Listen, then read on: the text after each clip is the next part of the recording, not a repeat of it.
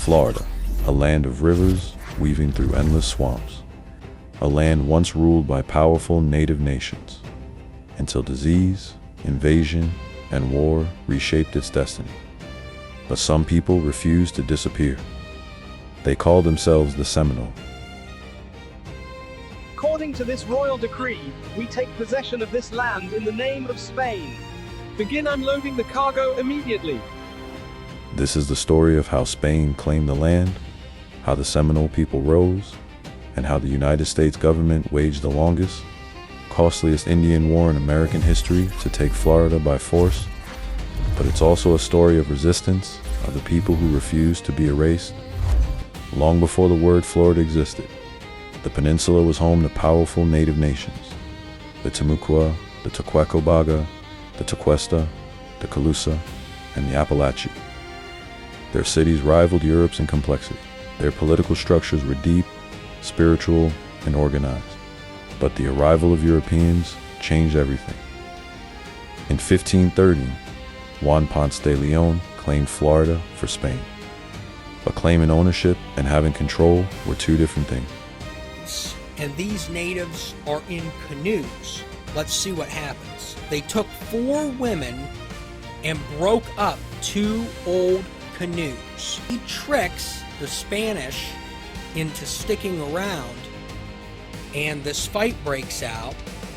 The Spanish hold their ground, and what Ponce de Leon does, he sends 2 of those natives in the hopes of negotiating trade. There appeared at least 20 canoes, and some fastened together by twos.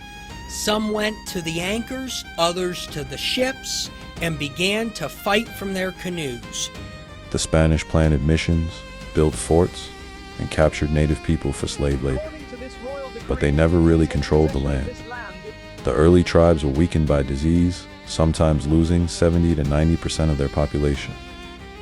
As the original tribes died or fled, a new people would rise in the shadows of empire.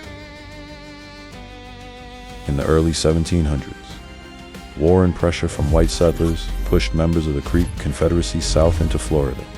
They mixed with surviving tribes, Spanish-run mission natives, and Africans who fled slavery. A new identity emerged: the Seminole. The word Seminole comes from Seminole, meaning runaway or free people.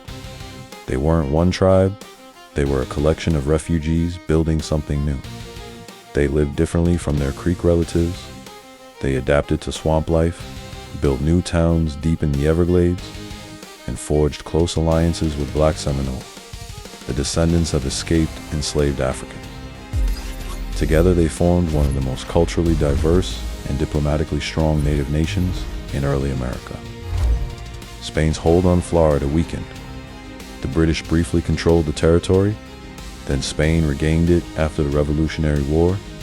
But Spain was done.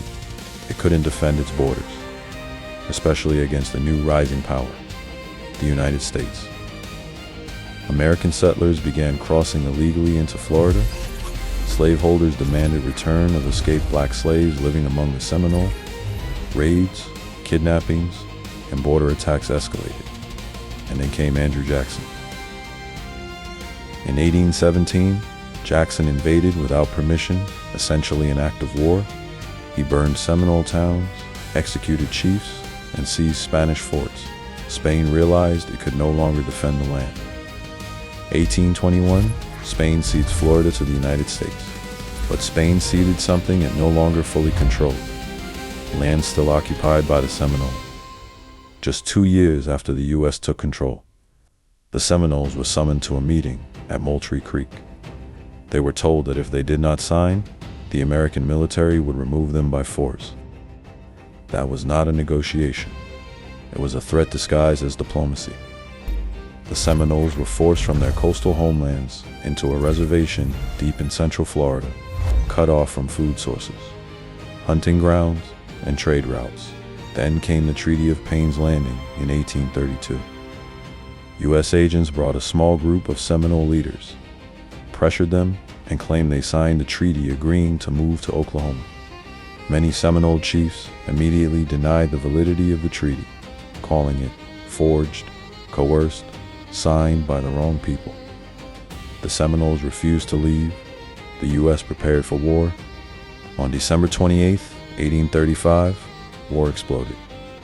The U.S. planned to remove all Seminoles by force, but the swamps of Florida belonged to the Seminole. They knew every river, every trail, every place an enemy might fall. A band of Seminole warriors ambushed U.S. troops marching through the forest, killing nearly all of them. The message was unmistakable. The Seminole would not be removed easily. Osceola rose as the most famous leader of the war, strategic, charismatic, relentless. The U.S. expected a quick campaign. Instead, they faced 7 years of guerrilla warfare, floods, disease, and ambushes. In 1837, U.S. officers invited Osceola to a peace meeting. When he arrived unarmed, the Americans seized him, a violation of the white flag of truce, considered dishonorable even by their own military. Osceola died months later in captivity, but the war continued. The U.S. burned Seminole towns, destroyed crops, captured women and children to use as leverage. By 1842, over 4,000 Seminoles were forcibly removed to Oklahoma. This became the costliest Indian war the U.S. ever fought, more expensive than the American Revolution. Not all Seminoles were captured. A few hundred escaped into the most remote parts of the Everglades, a place the U.S. Army could not conquer. They adapted to swamp living in a way no outsider could.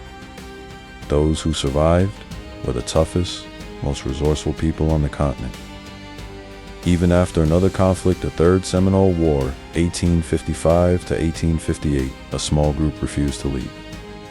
Descendants of those families formed today's Seminole tribe of Florida, living proof that not all were conquered. Florida was taken through foreign conquest, disease, forced treaties, military invasion, burning towns, kidnapping leaders, forced relocation, but the Seminole story is not one of defeat. It is one of survival. Today, the Seminole tribe of Florida and the Miccosukee tribe continue their culture, traditions, and sovereignty.